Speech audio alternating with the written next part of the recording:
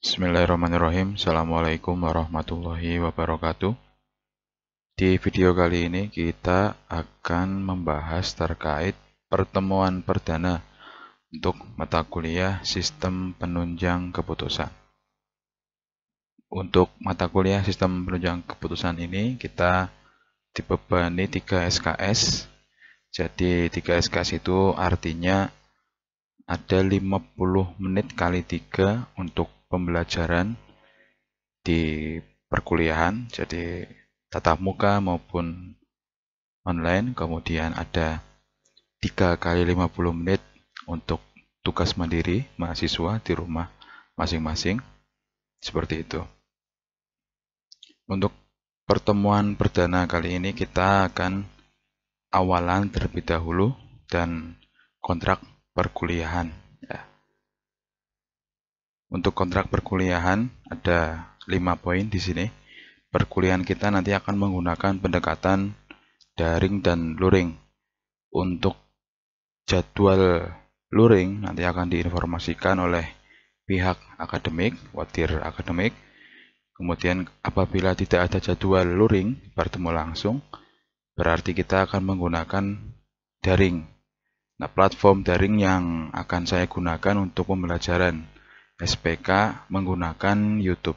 Jadi nanti mahasiswa bisa mengakses YouTube yang sudah saya buat channelnya untuk dijadikan media dalam belajar.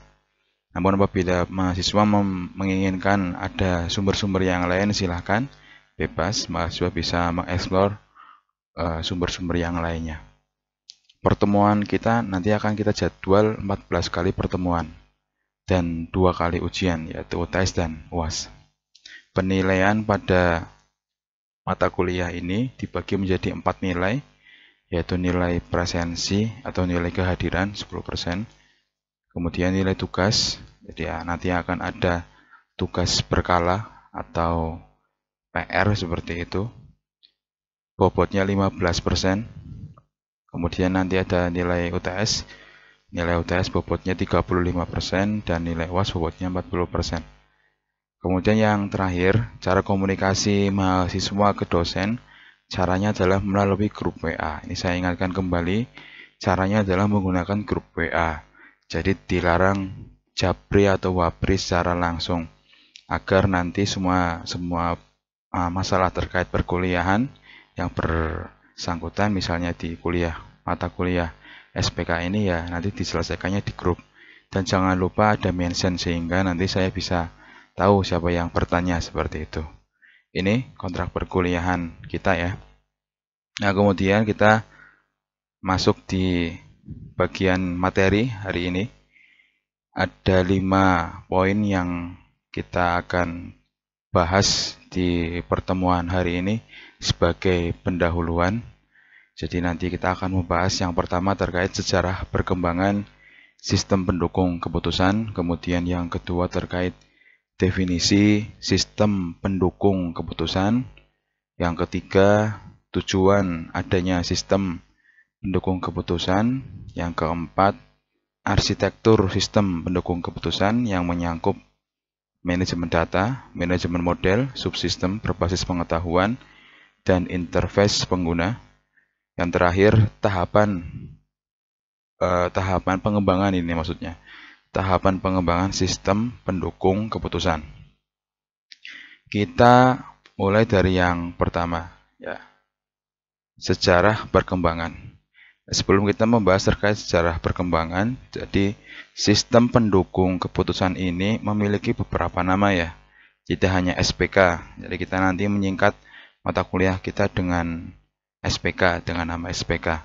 SPK kepanjangannya bisa diartikan sistem pendukung keputusan atau sistem penunjang keputusan, atau dalam bahasa Inggris Decision Support System juga bisa, DSS. Ini lazim disingkat DSS juga. Kemudian yang lainnya nanti akan kita lihat juga di sini. Tapi ada 3 hal itu, 3 penamaan itu yang sering nanti kita gunakan. Sejarah perkembangan, teori pengambilan keputusan mulai dimunculkan di tahun 1950. dan dikembangkan oleh sebuah kampus di Carnegie Institute of Technology. Nah, ini awal mula adanya teori pengambilan keputusan. Sebenarnya pengambilan keputusan juga sudah dimulai dari awal ya, dari awal manusia hidup sebetulnya. Nah, pengembangan mulai dimasukkan ke dalam teknologi, jadi sudah mulai dimasukkan ke dalam sistem, itu baru dimulai di tahun 1950. Kemudian di tahun 1960, Massachusetts Institute of Technology mengimplementasikan sistem pendukung keputusan dalam bentuk sistem komputer interaktif. Jadi yang di tahun 1950 ini hanya berbentuk teori, kemudian di tahun 1960, 10 tahun kemudian, sudah mulai diimplementasikan ke dalam sistem komputer interaktif. Artinya interaktif berarti ada user, jadi kita sebagai user, kemudian ada yang diolah, yaitu komputernya. Jadi sudah masuk ke dalam sistem komputer. Ada komunikasi antara kita dengan si komputer.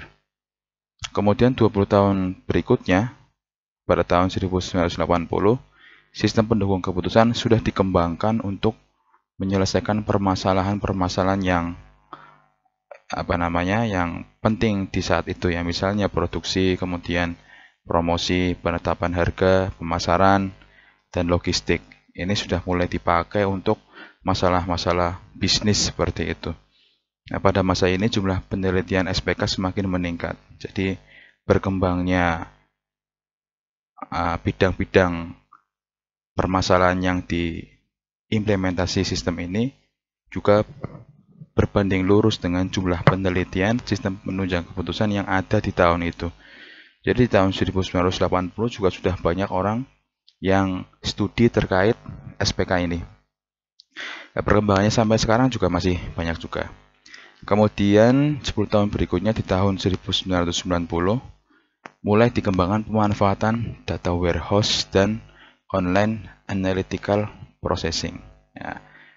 Seiring dengan berkembangnya teknologi infrastruktur jaringan, teknologi berorientasi objek, dan teknologi data warehouse, sistem pendukung keputusan juga mengalami perkembangan yang pesat.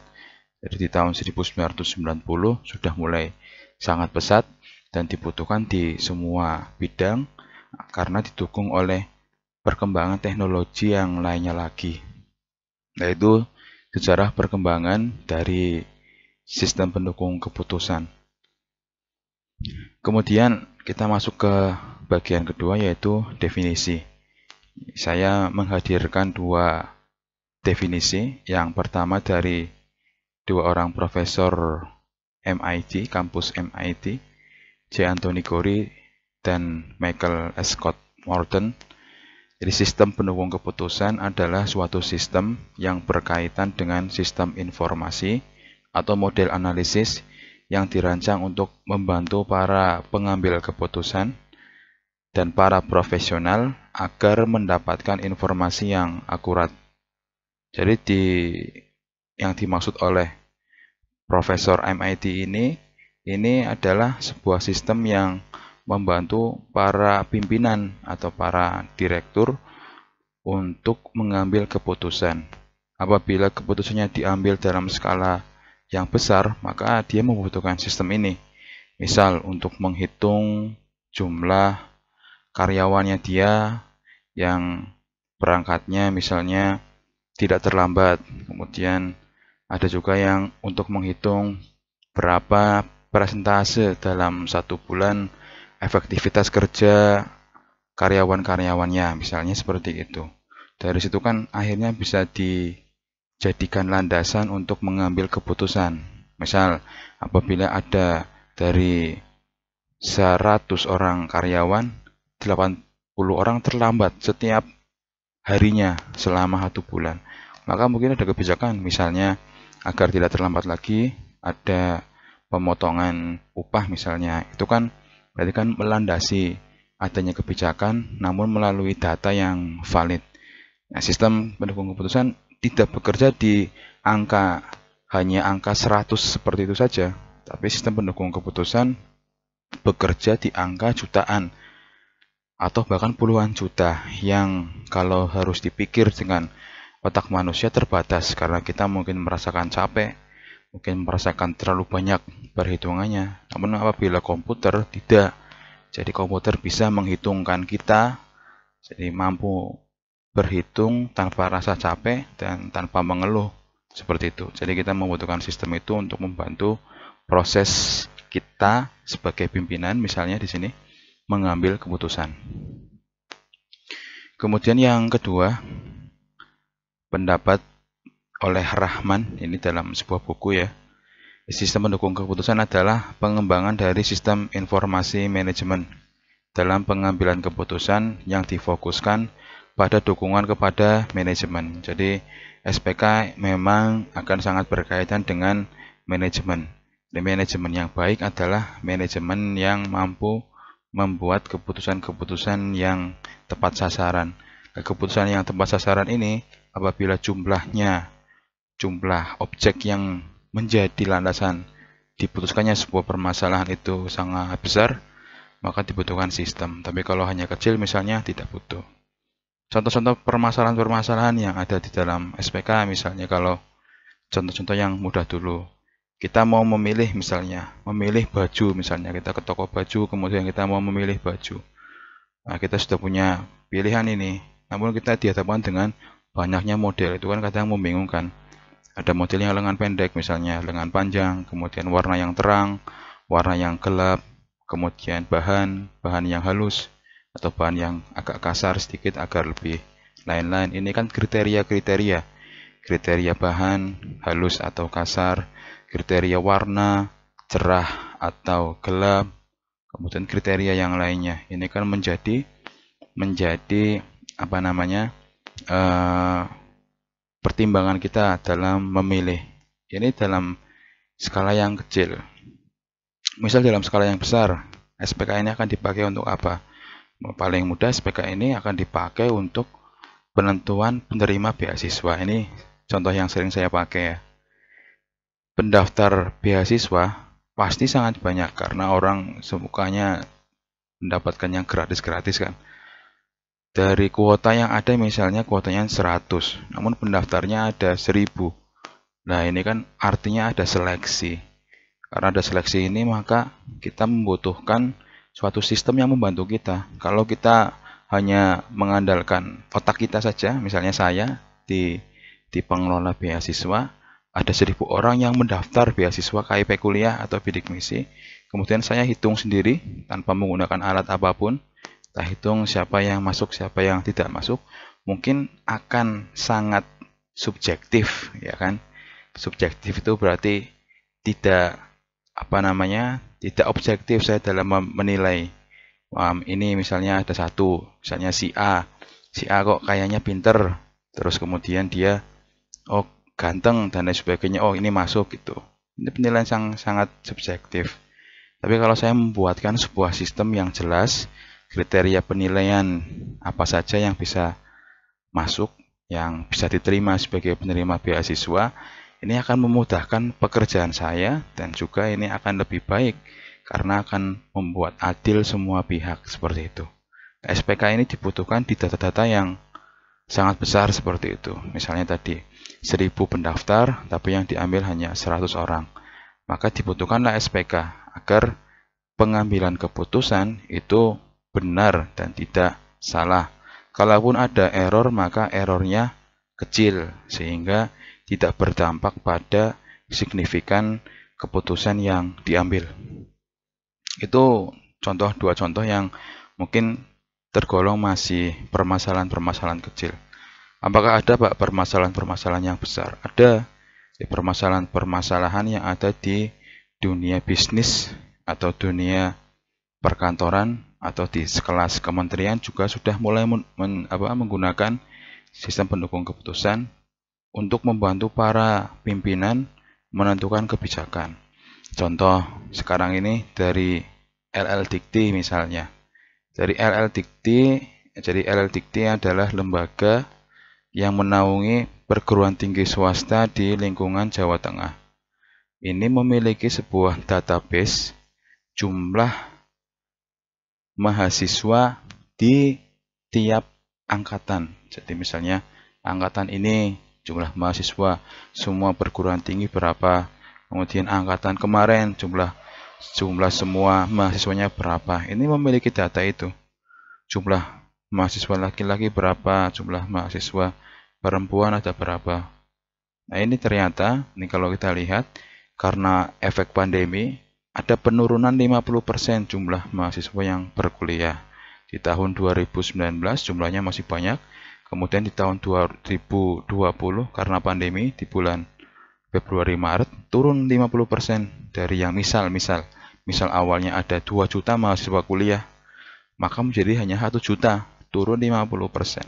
Nah, ini kan menjadi permasalahan di skala yang nasional, ini termasuknya di skala besar seperti itu. Data ini dilaporkan ke Dikti, namanya pendidikan tinggi. Dikti kita berarti Kemendikbud sekarang ya.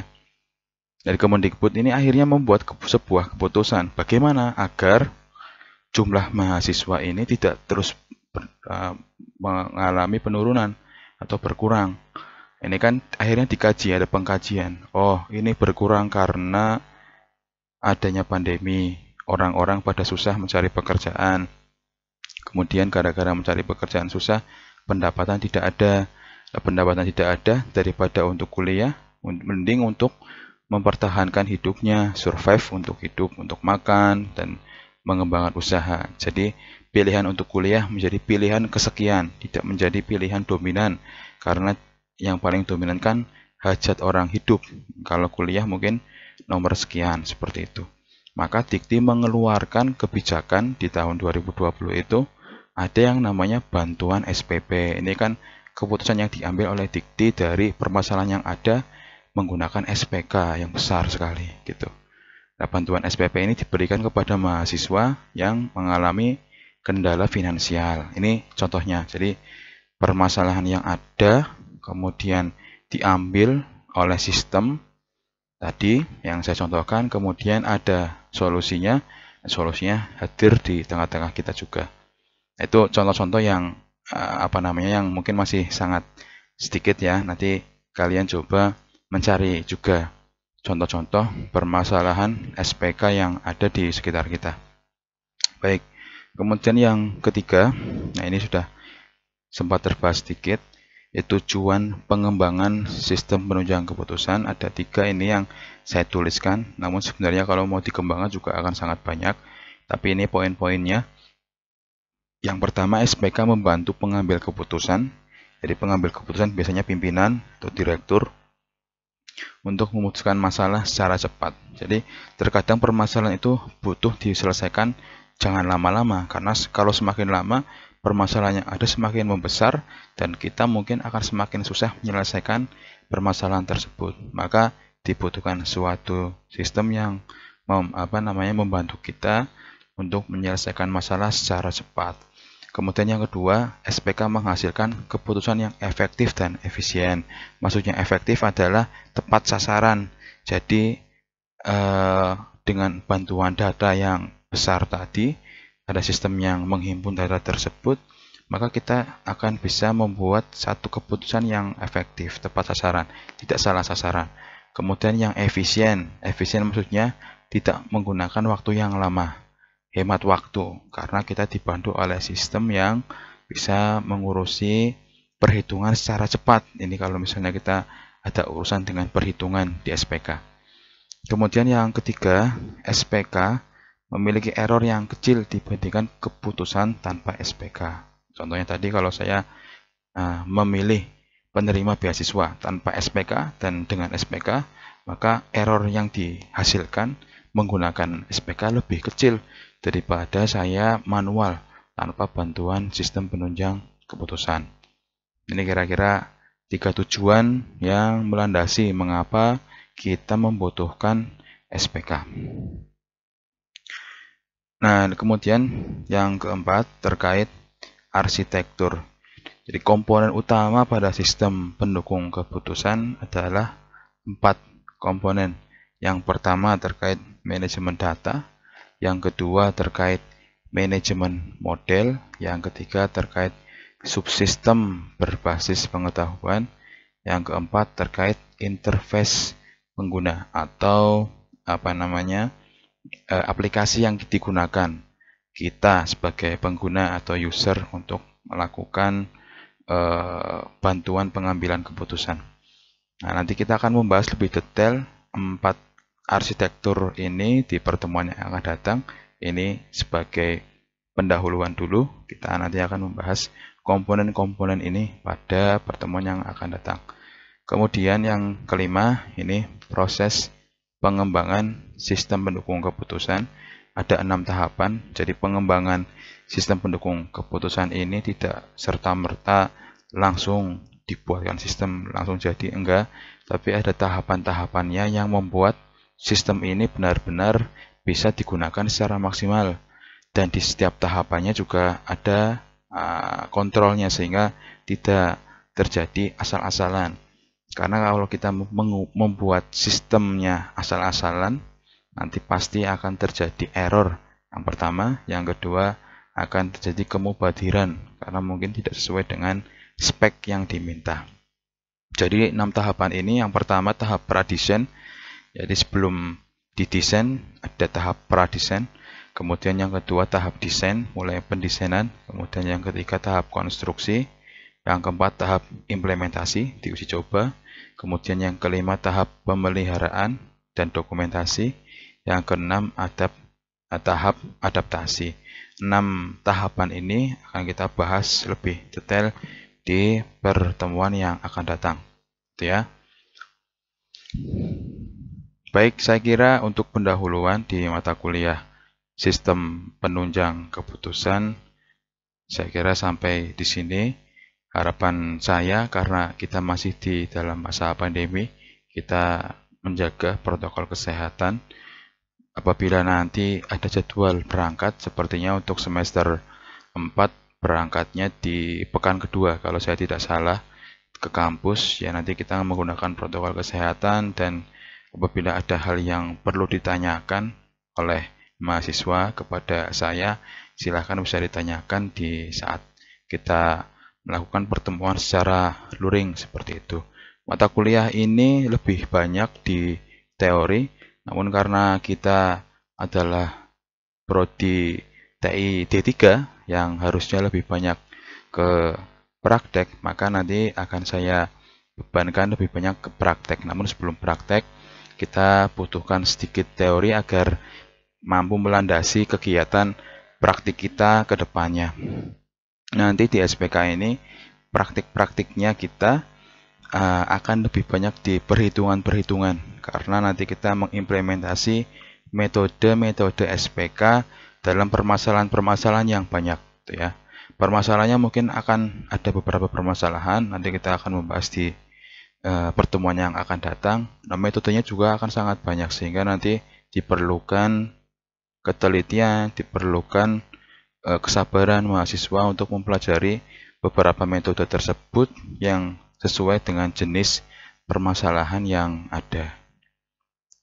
Terakhir, nah, latihan nanti untuk hari ini, karena tidak terlalu lama dan sisa waktunya juga masih sangat memungkinkan, ada sangat banyak, ada 4 soal yang mohon dikerjakan oleh mahasiswa semuanya. Ini nanti diketik saja di di komputer, di laptop kalian masing-masing, kemudian dijadikan PDF dengan identitas, dan nanti dikirim melalui Google Classroom. Nanti akan saya buatkan Google Classroom, karena kalau kita membuat pengirimannya melalui Adlink, saya kira sedang ada banyak masalah di Adlink untuk pengiriman materi atau tugas perkuliahan. Jadi nanti akan saya buatkan di Google Classroom. Kalian bisa masuk ke Google Classroom tersebut untuk pengiriman tugas dan lain-lain. Saya kira seperti itu untuk pertemuan perdana kali ini. Terima kasih atas perhatiannya. Wassalamualaikum warahmatullahi wabarakatuh.